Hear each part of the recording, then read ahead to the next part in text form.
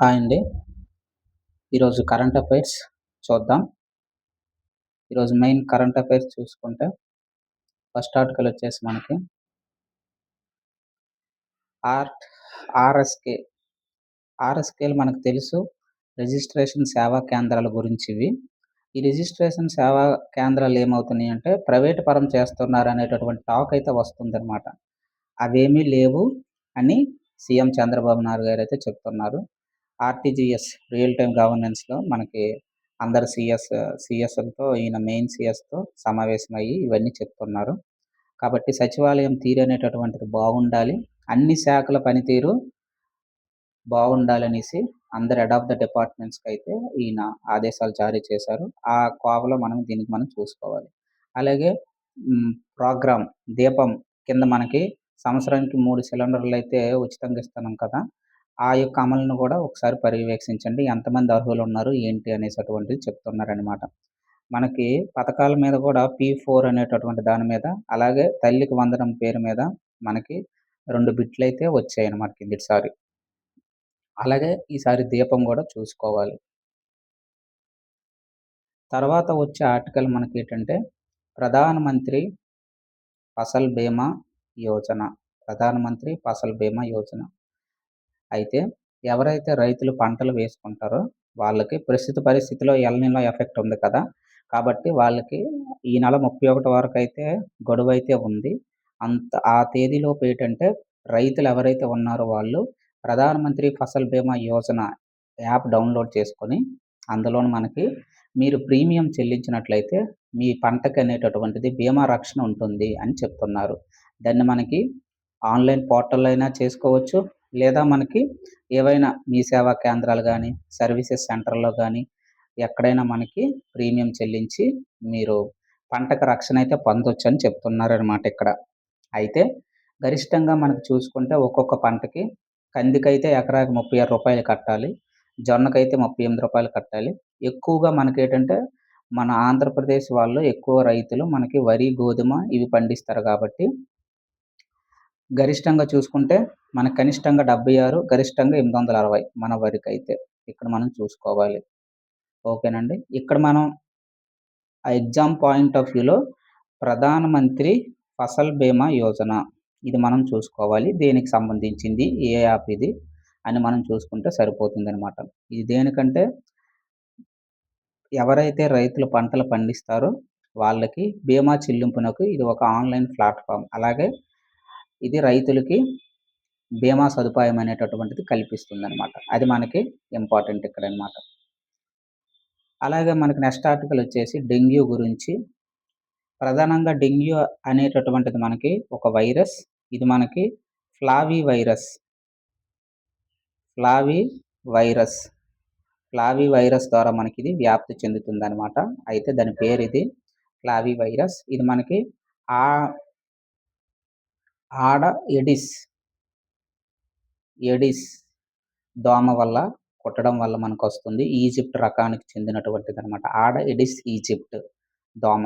ఆ దోమ కుట్టడం వల్ల మనకొస్తుంది. ఇది సర్వసాధారణంగా పగటిపూట యాక్టివ్‌గా ఉంటుందనమాట. పగటిపూట కుడతాయనమాట ఈ రకమైనటువంటి దోమలు. ఫ్లావీ వైరస్ గుర్తుంచుకోండి. చాలా టైప్స్ ఉన్నాయి. ఫ్లావీ వైరస్ 1, 2, 3, 4 ఇలా మనకి ఫ్లావీ వైరస్ రకాలైతే మనకున్నాయి. అలాగే ఈ డెంగ్యూ వచ్చేసి మనకి ఫ్లావీ వైరస్ ద్వారా అయితే వస్తుందని గుర్తుపెట్టుకోవాలి. దీనికి ఇంతవరకైతే నివారణ అయితే ఏమీ లేవు. వ్యాక్సిన్‌లు గానీ ఏమి. జస్ట్ నార్మల్‌గా డాక్టర్ ప్రిస్క్రిప్షన్ మీద మనకి పారాసెటమాల్ ఇటువంటివి మనం తీసుకుంటాం గానీ, మనకి నివారణ అయితే ఏమి లేవు. దానికి ఈళ్ళు రీసెంట్‌గా ఏటంటే మనకి భారతదేశంలో మనకి ఈ టీకాను అందుబాటులోకి తెస్తున్నారన్నమాట. జపాన్‌కు చెందినటువంటి బయో ఫార్మాస్యూటికల్స్ ఓకేనండి. అక్కడెవరు జపాన్‌కి చెందినటువంటి బయో ఫార్మాస్యూటికల్స్ టకేడా అనుబంధ సంస్థ అనేటటువంటిది మనకి ఇండియా అభివృద్ధి చేసినటువంటిది క్యూడెంగా వాళ్ళ సహాయంతో మనకి ఇంపార్టెంట్ అండి. ఈ ఆర్టికల్ చాలా ఇంపార్టెంట్. ఓకేనా? జపాన్‌కు చెందినటువంటి బయో ఫార్మాస్యూటిక్స్ ఓకేనా? టకేడా దాని యొక్క అనుబంధ సంస్థ ఓకేనా? టకేడా బయో ఫార్మాస్యూటికల్స్ ఓకేనండి. ఇది ఇంపార్టెంట్. అయితే ఇండియా అభివృద్ధి చేసినటువంటి క్యుడెంగాను భారతదేశంలో విడుదల చేస్తున్నారనమాట. అయితే దానికి జీఐ నుంచి మనకి అనుమతయితే లభించిందనమాట. భారత ఔషధ నియంత్రణ సంస్థ నుంచి మనకి అనుమతయితే వచ్చింది అని మనం చెప్పుకోవచ్చు. అయితే మన దేశంలో ఇదే మొదటి టీకా అనమాట. మొదటి టీకా మనకి ఇదే కావడనమాట. ఆమోదం పొందినటువంటిది ఇదే మొదటి టీకా. దీన్నెవరంటే 4-60 సంవత్సరాల వ్యక్తులు ఎవరైనా కూడా మనకి 3 నెలల వ్యవధిలో 0.5 మిల్లీ లీటర్ల చొప్పున 2 మోతాదుల్లో ఈ టీకా వేసుకోవాలనమాట. 3 నెలల వ్యవధిలో మనకి 0.5 ఓకేనండి. మిల్లీమీటర్లు ఓకేనా? మిల్లీ లీటర్లు 0.5 మిల్లీ లీటర్ చొప్పున 3 నెలల్లో 2 డోసులైతే వేసుకోవాలనమాట. చిన్న పిల్లల నుంచి పుట్టినోడి నుంచి 60 సంవత్సరాల వరకు ఎవరైనా వేసుకోవచ్చు. ఓకేనండి. ఇది ఇంపార్టెంట్. అయితే ఇది అన్ని వేరియంట్‌లకి కూడా కాపాడుతుందని చెప్తున్నారు వీళ్ళు. ఇప్పటికే 3,00,00,000కు పైగా డోసులైతే సప్లై అయితే చేశారు. ఇంకా మనకి సప్లై అయితే చేస్తామని చెప్తున్నారనమాట. అన్ని ట్రయల్స్ అన్ని ఆధారంగానే మనకి ఈ డీసీజీఐ ఆమోదం అయితే తెలిపిందనమాట. ఈ యొక్క డ్రగ్‌కి. అది గుర్తుంచుకోండి. క్యూడెంగా అది మనకి ఇంపార్టెంట్. క్యూడెంగా. నెక్స్ట్ ఆర్టికల్ వచ్చేసి మనకి మిరపకు సంబంధించినటువంటిది. మిరప పంట అయితే బాగా మనకేమైందంటే గిట్టుబాటు ధర తగ్గిందనమాట. ఎందుకంటే పెస్టిసైడ్స్ ఎరువులు మనం వాడడం వల్ల ఏమవుతుందంటే ఎగుమతులు అనేటటువంటివి ఆగిపోతున్నాయన్నమాట. వాళ్ళు తీసుకోవట్లేదు. ఎవరైతే మనం ఎగుమతి చేస్తున్నామో చైనా అటువంటి దేశాలున్నాయి కదా! తిరిగి పంపించేస్తున్నారు. కాబట్టి రైతులకి విజ్ఞప్తి ఏం చేస్తున్నారంటే, దయచేసి ఎరువులు వాడకుండా సేంద్రియ ఉత్పత్తి వైపు మళ్ళాలి అని చెప్తున్నారిక్కడ. అలాగే మనకి zero budget, zero budget natural farming అది గూడా మళ్ళాలి. వీలైన సందర్భంలో మనకి స్ప్రింక్లింగ్ అలాగే బిందు సేద్యం ఓకేనా? ఇటువంటి వాటికి మనం మరలాలి అని చెప్తున్నారనమాట. అయితే ఇక్కడ ఈ ఆర్టికల్ గురించి మనం వచ్చేసరికి 2025, 2025, 26 ఆర్థిక సంవత్సరం గాని మనం చూసుకున్నట్లయితే దాదాపుగా మనకి 6,83,000 టన్నులైతే మనం ఎగుమతి చేశాము. దానికి 10,000 కోట్లే వచ్చాయన్నమాట. కిందటిసారి 11,000 కోట్ల పైచిలుకొచ్చాయి. ఈసారి 10,000 కోట్లే వచ్చాయి. జస్ట్ ఇన్ఫర్మేషన్ గురించి మనం తెలుసుకుంటే సరిపోతుంది. అందుకే ఈ ఆర్టికల్ మనం యాడ్ చేశామన్నమాట. అయితే ఇక్కడ మనకు చూడండి అమెరికాకి ఎగుమతి చేస్తున్నాం, థాయిలాండ్‌కి ఎగుమతి చేస్తున్నాం, శ్రీలంకకి ఇలా బంగ్లాదేశ్‌కి వీళ్ళందరికీ ఎగుమతులైతే చేస్తున్నాం. అయితే సగటు పంట ధర అయితే తక్కువే వస్తుందని చెప్తున్నారనమాట. మొత్తానికి 30% తెలుగు రాష్ట్రాల నుంచే వెళ్తుంది మిరప. ముఖ్యంగా గుంటూరు నుంచి. అయితే గత సంవత్సరంతో పోలిస్తే ఈ సంవత్సరం అయితే తగ్గింది అని చెప్తున్నారనమాట. 1000 కోట్లయితే మనకు దాదాపుగా తగ్గిందనమాట. అందుకే ఇక్కడ చెప్తున్నారు పురుగు మందులు వాడకం అనేది తగ్గిస్తేనే మన ఉత్పత్తికి డిమాండ్ ఉంటుందని నంబర్ ఆఫ్ టైమ్స్ చెప్తున్నారనమాట. నెక్స్ట్ ఆర్టికల్ మనకొచ్చేసి హైడ్రోజన్ గురించి, హైడ్రోజన్ లాభాల గురించి రీసెంట్‌గా నరేంద్ర మోదీ గారైతే మనకి హర్యానా, హర్యానా జిల్లాలో మనకి సింధ్ నుంచి పానీపట్ ఈ ప్రాంతం నుంచి ఈ ప్రాంతంకి 89 కిలోమీటర్లు ఉంటుంది. అయితే ఇక్కడ ట్రైన్ అయితే లాంచ్ చేశారనమాట. మొట్టమొదటి స్వదేశీ హైడ్రోజన్ రైలు. దీనివల్ల మనకేమవుతుంది హరిత ఉద్గారాలు తగ్గుతాయి, కార్బన్ ఎమిషన్స్ తగ్గుతాయి. అలాగే నెట్ జీరో ఎమిషన్స్ 2070 కల్లా మనం రీచ్ అవ్వాలి. అది తగ్గుతుంది. అలాగే రెన్యూబుల్ రిసోర్సెస్ ఉపయోగించి మనం 500 గిగావాట్లయితే మనం ఆహ్, ఉత్పత్తి చేయాలి. అది గూడా నెరవేరుతుంది 2030 కల్లా. ఇవన్నీ మనం COP21 సదస్సులో మాట్లాడుకున్నాం. అలాగే నెక్స్ట్ మనం చూసుకుంటే ఈ హైడ్రోజన్ గురించి చూసుకుంటే అసలు ఈ హైడ్రోజన్ మనకి ఎలా తయారవుతుంది? అది కూడా ఇంపార్టెంటే. మనకు తెలుసు ఈ హైడ్రోజన్ అనేటటువంటిది వాటర్‌ని ఏం చేస్తామంటే వాటర్‌ని మనం రెన్యూబుల్ ఎనర్జీ ఉపయోగించి స్ట్రీమ్ అవ్వచ్చు, ఏదైనా అవ్వచ్చు నీటి ఆవిరి వీటిని ఉపయోగించి మనం ఈ ఎలక్ట్రాలిసిస్ ప్రాసెస్ ఏం చేస్తుంది? ఈ వాటర్‌ని ఏం చేస్తుందంటే మనకి హైడ్రోజన్‌గా అలాగే ఆక్సిజన్‌గా విడగొడుతుందనమాట. ఈ వాటర్ అనేటటువంటిది కాంపౌండ్‌ని హైడ్రోజన్‌గా, వాటర్‌గా ఈ ఎలక్ట్రాలిసిస్ ప్రాసెస్ మనకి విడగొడుతుందనమాట. ఎప్పుడైతే ఈ ఎలక్ట్రాలిసిస్ ప్రాసెస్ జరుగుతుందో మనకి వాటరు విడిపోతుంది హైడ్రోజన్‌గా. ఈ హైడ్రోజన్ మనకి అవుట్‌పుట్ ప్రొడక్ట్స్ ఏంటి ఇక్కడ? Hydrogen, oxygen. ఇక్కడ కర్బన ఉద్గారాలేమి రిలీజ్ అవ్వట్లేదు. దాదాపు 0. కాబట్టి ఈ యొక్క మెథడ్ మనకి ఫాలో అవుతున్నామనమాట. ఇలా మనం హైడ్రోజన్‌ని ఉత్పత్తి చేసుకుంటున్నాం. అయితే ఇక్కడ మనం గమనించాల్సిన విషయం ఏంటంటే, దీనికి ఎక్కువగా మనకి వాటర్ అవసరం అవుతుందనమాట. అదే ఇక్కడ చిన్న ఆహ్, డిసడ్వాంటేజ్‌గా మనం చెప్పుకోవచ్చు. అయితే ప్రపంచ దేశాలు రీసెంట్‌గా మనకి ప్రపంచ దేశాల అన్నీ గూడా ఏం చేస్తున్నాయంటే, ఎస్ఎంఆర్ పద్ధతయితే ఉపయోగిస్తున్నాయనమాట. ఏ పద్ధతండి? ప్రపంచవ్యాప్తంగా అందరూ ఇదే పద్ధతి ఫాలో అవుతున్నారనమాట. Stream methane reforming. Stream methane reforming. ఏంటి ఈ స్ట్రీమ్ మీథేన్ రిఫార్మింగ్ అంటే ఏమీ లేదు. మనకి నేచురల్ గ్యాస్‌ని ఓకేనా?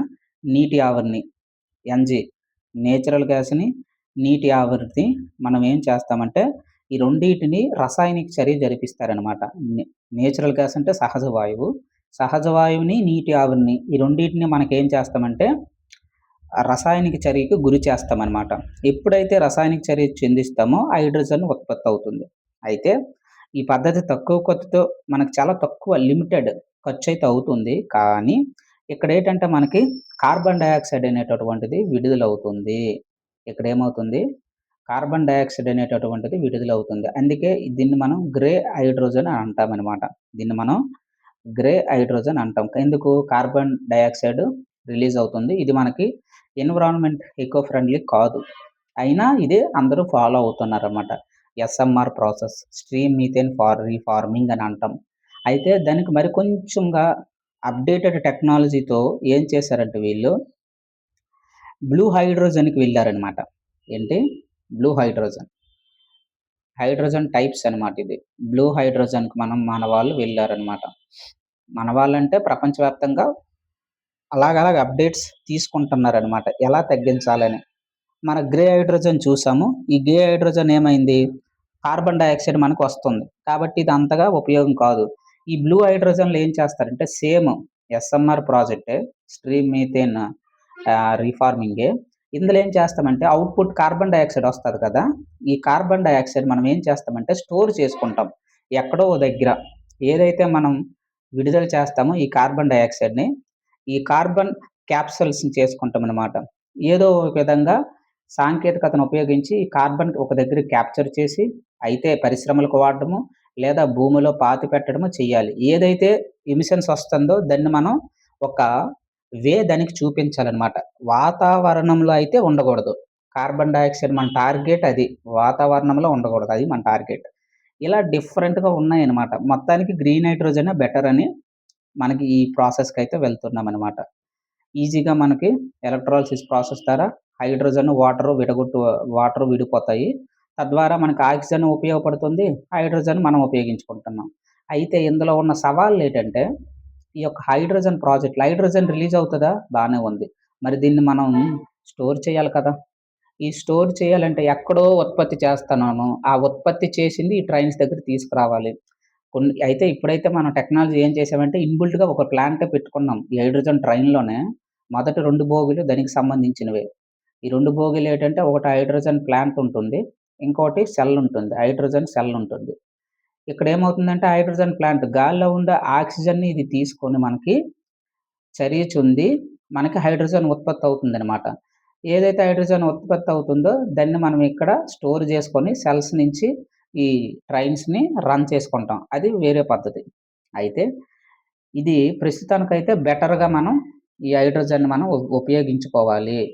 ఇది మన నెట్ జీరోకి ఉపయోగపడుతుంది అని మోదీ గారైతే భావిస్తున్నారనమాట. ఇందులో ఉన్న ప్రాసెస్ అది. ఇదే హైడ్రోజన్‌ని మనం చాలా ఆహ్, ఎన్నో విధాలుగా మనం ఏమంటాము ఉత్పత్తి చేయొచ్చు. ఫర్ ఎగ్జాంపుల్ బయోమాస్ ద్వారా ఉత్పత్తి చేయొచ్చు. అలాగే బొగ్గు గ్యాసిఫికేషన్ ద్వారా ఉత్పత్తి చేయొచ్చు. అలాగే మీథోన్ పైరాలిసిస్ ద్వారా మనకి ఉత్పత్తి చేయొచ్చు. ఇలా మనం వ్యవసాయ వ్యర్థాల ద్వారా గూడా ఉత్పత్తి చేయొచ్చు. ఇలా మనం ఎన్ని రకాలుగైన హైడ్రోజన్‌ని ఉత్పత్తి చేయొచ్చనమాట. అయితే మన టార్గెట్ ఏంటంటే కార్బన్ రాకూడదు. అది మన టార్గెట్. మొత్తానికి గ్రీన్ హైడ్రోజనే మనకి బెటర్ ఆపర్చునిటీగా చెప్పుకోవచ్చు. అదే ఈ ఆర్టికల్ మనకి చెప్తుందనమాట. గ్రీన్ హైడ్రోజన్ ఇంపార్టెంట్ అనమాట. దీని గురించి మనకి సెంట్రల్ వాళ్ళు కూడా స్కీమ్ మనకి 2023 నుంచి ఇది గ్రీన్ హైడ్రోజన్ అయితే మిషన్ స్టార్ట్ అయితే చేశారు మనకి 2023లో నుంచి. అయితే దీనికి రాబోయే వచ్చేటటువంటి 2030, 31 దాకా మనకి 1900కు పైచిలుకు కోట్లు, 1900, 470 అప్రాక్సిమేట్‌లీ ఇన్ని కోట్లయితే మనం ఖర్చు పెడుతున్నామనమాట. ఎవరైతే ఈ యొక్క ప్రాజెక్ట్‌నయితే ఇంటర్వెన్షన్ చేస్తున్నారో వాళ్ళు. అయితే ఇందులో దాదాపుగా 17,000 కోట్ల పైచిలుకు మనం దేనికి ఖర్చు పెడుతున్నామంటే సైట్ అనే ఆర్గనైజేషన్ ఇదొక సంస్థ అనమాట. సైట్‌కి ఖర్చు పెడుతున్నాం. Strategic intervention green hydrogen transition అనమాట. ఎవరైతే హైడ్రోజన్ ప్లాంట్‌లను ఉత్పత్తి చేయడానికి ముందుకొస్తారో వాళ్ళకి ఈ ఇన్సెంటివ్స్ అనేటటువంటివి ప్రొవైడ్ చేస్తుంది గవర్నమెంట్. దీని ద్వారా మనం టార్గెట్ ఏంటంటే దాదాపుగా మనం 8,00,000 కోట్లు గ్రీన్ హైడ్రోజన్ ఉత్పత్తి చేస్తాము. 6,00,000 మందికి మనకి ఉపాధి లభిస్తుంది. అలాగే మనకి సంవత్సరానికి మనం 5,000,000 మెట్రిక్ టన్నులైతే ఉత్పత్తి చేయాలి. ఇది మనకి టార్గెట్ పెర్ యానమ్. అలాగే మనకి 50,000,000 మెట్రిక్ టన్నులు కార్బన్ ఉద్గారాలు అనేటటువంటివి తగ్గించాలి. అది మన టార్గెట్. CO2ని తగ్గించాలి. ఓకేనండి. ఇలా మనకి కార్బన్ హైడ్రోజన్ పాలిసీ అయితే మనం చెప్పుకోవచ్చు. తర్వాత వచ్చే ఆర్టికల్‌కి మనకి ద్రౌపది ముర్ము గారైతే మాల్దోవాలో అయితే పర్యటనలో ఉన్నారు. జస్ట్ చిన్న ఇన్ఫర్మేషన్ గురించి ఇది పెట్టామనమాట. ఆ దేశాన్ని సందర్శించారు. మన బంధం ఇప్పుడుది కాదు, దాదాపు 30 సంవత్సరాలు బట్టి ఉంది. అలాగే స్నేహపూర్వక సంబంధాలు కొనసాగుతున్నాయి అనేసి చెప్తున్నారనమాట ఈ ఆర్టికల్. జస్ట్ పర్యటన గురించి పెట్టాం. ఇక్కడ మనం చూసుకుంటే కేంద్రానికి 2,00,000 కోట్లయితే అప్పు అయితే ఉంది. ఓకేనండి. దాదాపుగా మనకి గత 12 సంవత్సరాల్లో మోదీ అధికారంలోకి వచ్చి 12 సంవత్సరాలు అయింది కదా! రుణ భారం చూసుకోండి. డబల్ అయిందనమాట. రుణభారం అనేటటువంటిది 214% అయితే పెరిగిందనమాట. బాగా అప్పు అయితే చేశామని చెప్తున్నారు ఇక్కడ. ఒక పార్లమెంట్‌లో అడిగిన ప్రశ్నకి పంకజ్ చౌదరి చెప్తున్నారనమాట. ఓకేనండి. అది మనకి ఇంపార్టెంట్ అనమాట. చూసుకుంటే గత సంవత్సరం 25, 26 ఆర్థిక సంవత్సరం చూసుకుంటే 2,00,000 కోట్లయితే మనకి 200 లక్షల కోట్లయితే చేరిందని చెప్తున్నారు. దాదాపుగా 14, 15 వీళ్ళు అధికారంలోకి రాకముందు బీజేపీ 64 లక్షల కోట్లు ఉండేది. అటువంటిది ఈ 12 ఏళ్లలో 137 లక్షల కోట్లయితే చేశారనమాట. ఎలాగ ఎగబాకిందో చూడండి. డబల్ అయింది. 214% మేర పెరిగిందయితే. అయితే ప్రతి సంవత్సరం మనం దాదాపు 11% అయితే వృద్ధి అయితే చెందుతున్నాము. ఇది మనకి కన్సిడర్ చేయండి అని చెప్తున్నారు. అప్పులు చూసుకుంటే నెట్ ఓన్లీ మన బీజేపీ ప్రభుత్వం చేసిన నెట్ అప్పు చూసుకుంటే 125 లక్షల కోట్లు ఉన్నాయి. ఇందులో 60 దేనికి ఖర్చు పెట్టారంటే 60 లక్షల కోట్లు మూలధన వ్యయం. ఇది ఇంపార్టెంట్. మూలధన వ్యయం మనం చూస్తున్నాం. అభివృద్ధి అయితే మనకు కనిపిస్తుంది. అట్‌లీస్ట్ మన ఇంట్ల పక్కన పెద్ద పెద్ద రోడ్లయితే కనిపిస్తున్నాయి. పోర్ట్స్ అయితే కనిపిస్తున్నాయి. అలాగే పాఠశాలలు రూపకల్పన అయితే మారుతుంది. రైల్వే విద్యుదీకరణ అయితే 99% జరిగింది. అలాగే మనకి ఎయిర్‌పోర్ట్‌లయితేనేమి ఇవన్నీ జరుగుతుంది. 60 లక్షల కోట్లయితే మూలధనం మీద పెట్టారని చెప్తున్నారు. ఇది గుడ్ సైన్‌గా మనం చెప్పొచ్చు. వీళ్ళ కాలంలో 165 లక్షల కోట్లు తీసుకుంటే 60 లక్షల కోట్లు మూలధనం మీద పెట్టారు. మంచిదని చెప్పుకోవచ్చు మనం. అదేవిధంగా ఇంకో 30 లక్షల కోట్లు ఏం చేశారంటే తీసుకున్న అప్పులు చెల్లించారనమాట. 60, 30 అక్కడ 90 అయిపోయింది. 90 అంటే ఇంక మనకు 30 ఉందనమాట. ఇది పర్వాలేదు. ఎందుకంటే జీడీపీ వృద్ధి రేట్ ఎలాగో పెరుగుతుంది. అలా పెరుగుతున్న తర్వాత మనకి ప్రభుత్వ అప్పులనేటటువంటివి కరెక్ట్‌గానే ఉన్నాయి అని చెప్తున్నారనమాట. టోటల్ జీడీపీలో చూసుకుంటే రుణ నిష్పత్తి అయితే అలా తగ్గుతూ వస్తుందనమాట. ఓకేనండి. మనం అప్పులు బాగానే ఉన్నాయని చెప్తున్నారు. నెక్స్ట్ ఆర్టికల్ మనకొచ్చేసి స్పెయిన్ అయితే మనకి ఛాంపియన్‌గా మనకి ఇక్కడ నిలవడం అయితే చూస్తున్నాం. ఓకేనండి. ఇది మనకి ఇంపార్టెంట్. అలాగే మనకి గోల్డెన్ బూటు, అలాగే గోల్ కీపర్‌కి ఇచ్చేటటువంటి గోల్ సైమన్ అవార్డ్ అయితేనేమి, అలాగే ఇటువంటి అవార్డులు ఒకసారి చూసుకోవాలి మనకి. ఎవరెవరికి ఏ అవార్డ్ ఇచ్చారనేది. ఇదొక రోజు టోటల్ మనం ఆర్టికల్ కింద పెట్టుకొని చెప్పుకుందాం. ఓకేనా? అర్జెంటీనా పైనైతే మనకి గెలిచిందనమాట. మనం చూసుకుంటే ఆంధ్రప్రదేశ్ గురించి పార్లమెంట్‌లో ఏంటేంటి సమావేశాలు స్టార్ట్ అయ్యాయి కదా! దాని గురించి చూద్దాం. స్టాండ్ అప్ ఇండియా కింద అయితేనేమి, ముద్రా లోన్‌లయితేనేమి భారీగా రుణ వితరణ అయితే జరిగింది. ఎస్‌సి వాళ్ళకని చెప్తున్నారనమాట. ఆంధ్రప్రదేశ్‌లో ఒకరు అడిగిన ప్రశ్నకి సమాధానం ఇస్తున్నారు. అది ఇక్కడ చూస్తుంటే 24, 25 ఆర్థిక సంవత్సరంలో ఈ 8,500 కోట్లయితే మనకి రుణాలు అందించారు. అలాగే 25, 26లో అయితే 2,000 కోట్లు ప్రస్తుతానికి ఇచ్చామని చెప్తున్నారనమాట. అది మనం చూసుకోవాలి. మరి ముద్ర కింద చూసుకున్న 24, 25 ఆర్థిక సంవత్సరంలో 2,18,000 మందికి 2,300 కోట్లయితే రుణమిచ్చాము. అంతకుముందు 3 ఏళ్లలో చూసుకుంటే 2,600 ఇచ్చారు. మేమొచ్చి 2 సంవత్సరాలయింది. 2,18,000 మందికైతే ఇచ్చామని చెప్పుకుంటున్నారు. ఓకేనా? దాని గురించి ఇది.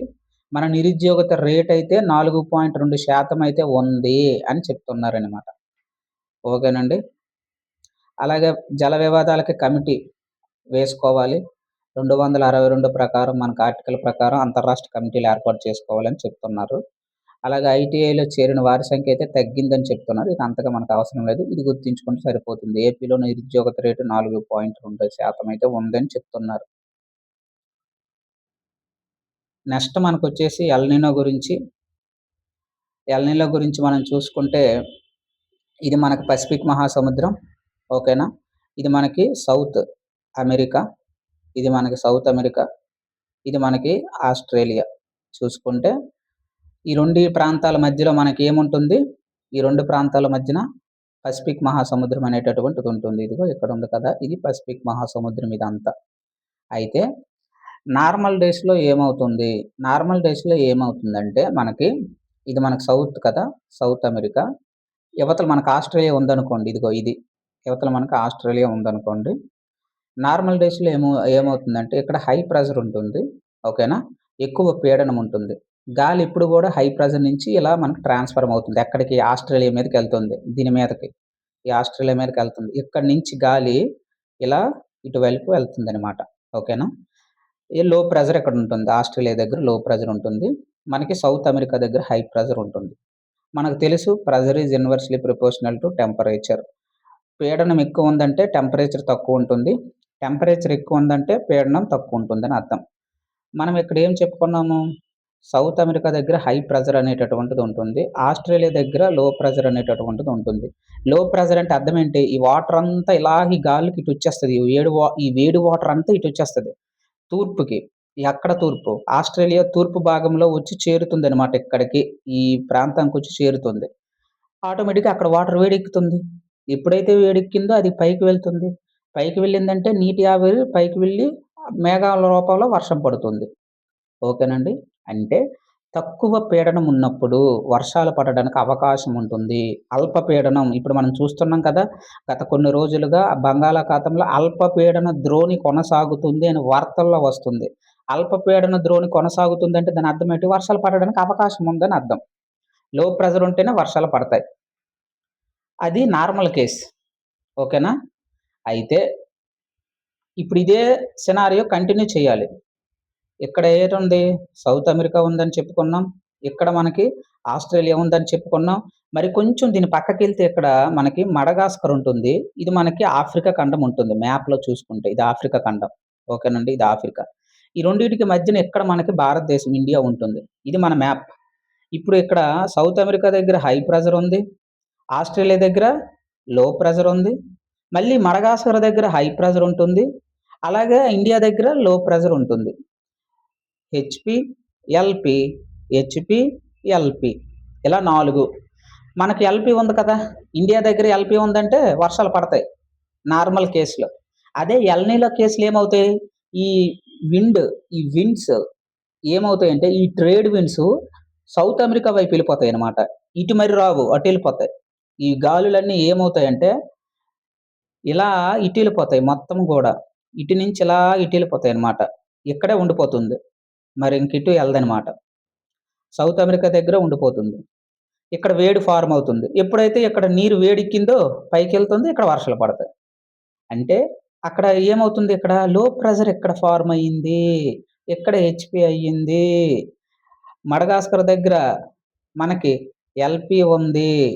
ఇండియా దగ్గర హెచ్‌పి ఉంది. హై ప్రెషర్ ఉంది. హై ప్రెషర్ ఉంటే మనకు పడదు వర్షం.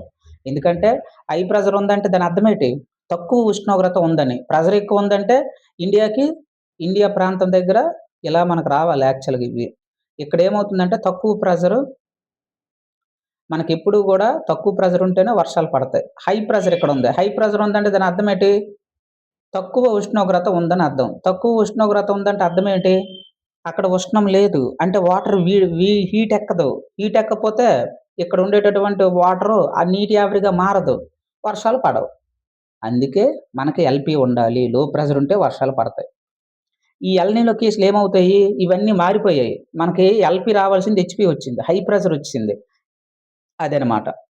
ఇవన్నీ గాలులు తిరిగి అక్కడే ఉంటాయి. ఇటు మరి రావు. అందువల్ల మనకు వర్షాలనేటటువంటివి పడవనమాట. అది దీని యొక్క కాన్సెప్ట్. లానినో కేసులో ఏమవుతుంది? రివర్స్. మనకి ఎక్కువ వర్షాలు పడతాయి. ఎల్‌నినో కేస్‌లో కరువులొస్తాయి. లానినో ఫేస్‌లో ఎక్కువ వరదలొస్తాయన్నమాట. ఇదిగోండి ఎల్‌నినో కేస్. ఎల్‌నినో కేస్‌లో ఏమైంది?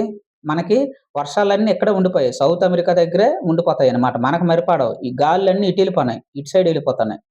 లానినో కేసులేటి ఎక్కువ గాలులు తోసాయన్నమాట. ఉన్నదానికన్నా ఎక్కువ గాలులొచ్చాయి. ఎక్కువ వర్షం పడుతుంది మనకి. ఆంధ్ర మన ఈ భారతదేశానికి. అది మ్యాప్ పాయింటింగ్ అనమాట. ఓకేనండి. ఇది మనం గుర్తుంచుకోవాలి. ఈ ఎల్‌నినో ఉన్నా మనకి వర్షాలు పడడానికి అవకాశం ఉంటదనమాట. ఈ ఎల్‌నినో ఉన్నా మనకు వర్షాలు పడొచ్చు. అదేంటంటే ఇండియన్ ఓషన్ డైపోల్ ఉంటే మనకి పాజిటివ్‌గా గాని ఉంటే ఉష్ణోగ్రత ఇండియన్ ఓషన్ డైపోల్ పాజిటివ్‌గా ఉంటే మనకు వర్షాలు పడతాయి. ఏంటి ఇండియన్ ఓషన్ డైపోల్ అంటే మనకిదే భారతదేశం కదా! ఓకేనా? తూర్పున మనకి ఇండోనేషియా, ఆస్ట్రేలియా ఉంటాయి. మనకు తూర్పున. పశ్చిమాన ఎవరుంటారు? ఆఫ్రికా ఖండం ఉంటుంది మనకి. ఇక్కడ హిందూ మహాసముద్రం ఉంటుంది. ఇదంతా హిందూ మహాసముద్రం. ఇక్కడేమవుతుంది?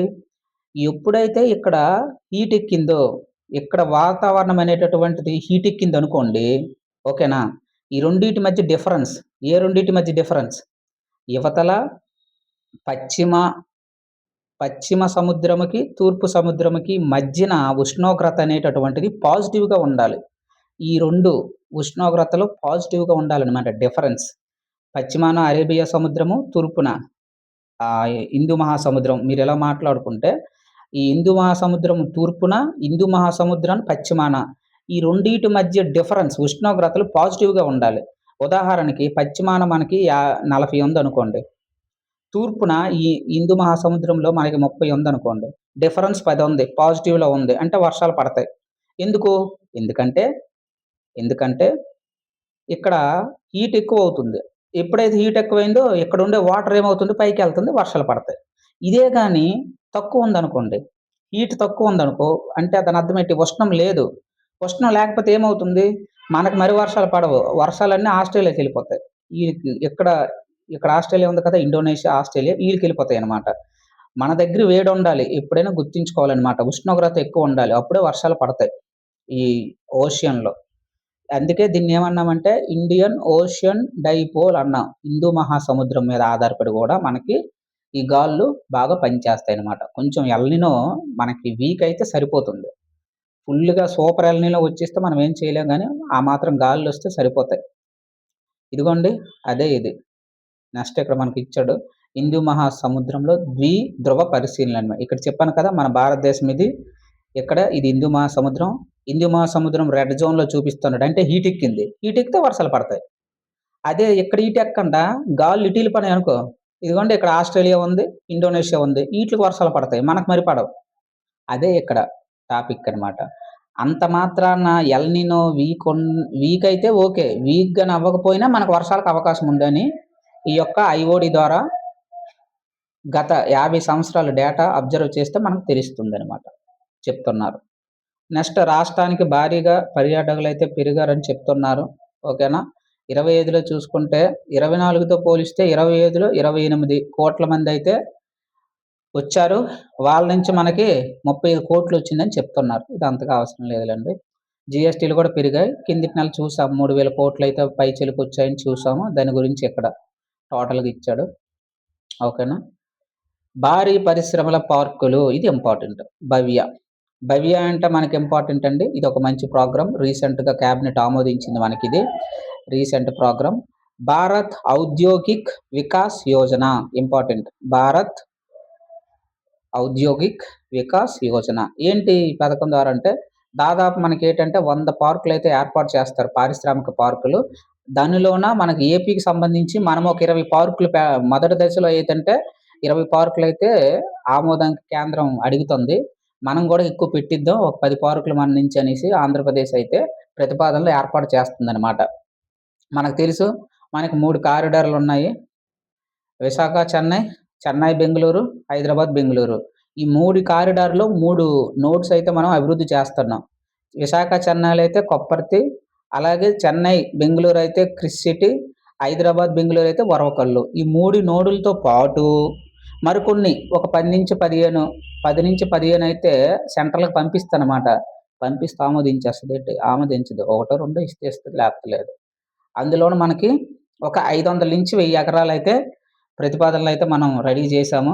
రెడీ చేయడానికి ఏముంది ఈజీయే. కానీ మనకి ఆమోదం అనేటువంటిది కావాలనమాట. దానికైతే అడుగుతున్నారు. ఇక్కడ మనకి గ్రూప్ 2 పాయింట్ ఆఫ్ వ్యూలో భవ్య ఇంపార్టెంట్. ఓకేనా? భవ్య ఈ యొక్క ప్రోగ్రామ్ ఓకేనండి. భారత్ ఔద్యోగిక్ వికాస్ యోజన కింద పరిశ్రమలైతే ఏర్పాటు చేస్తున్నారు. చూడాలి. మనకి రాష్ట్రానికి కనీసం 33 పార్కులు మంజూరు చేయించుకోవాలని చూస్తుంది. మంచిదే. చూద్దాం ఏమవుతుందో. ఓకేనా? 2031, 32 నాటికి ఇవి పూర్తి చేస్తారనమాట. ఇప్పుడు అనుమతులు తీసుకుంటే అప్పటికవుతాయి. ఓకేనండి. అది ఈరోజు ఆర్టికల్స్. ఛానెల్ అయితే సబ్స్క్రైబ్ చేసుకోండి. మంచి కంటెంట్ ఇస్తాను. మనకి గ్రూప్ 2 ఆల్ కోర్సులైతే ఫ్రీగా చెప్తున్నాము. ఆ! సబ్స్క్రైబ్ అయితే చేసుకోండి. జస్ట్ మీరు వాచ్ చేస్తే సరిపోతుంది. బిట్లన్నీ కవర్ అయిపోతాయి ఆటోమేటిక్‌గా. అన్ని సబ్జెక్టులు ఆన్ చేశాను. ఓకేనా? మీరు ఒకసారి అలా విజిట్ చేయండి ఛానెల్‌ని. ఎవరైతే సబ్స్క్రైబ్ చేసుకున్నారో వాళ్ళకి ముందుగా ధన్యవాదాలండి. ఓకేనా? Thank you. సబ్స్క్రైబ్ అయితే ముందుగా చేసుకోండి. థాంక్ యూ అండి.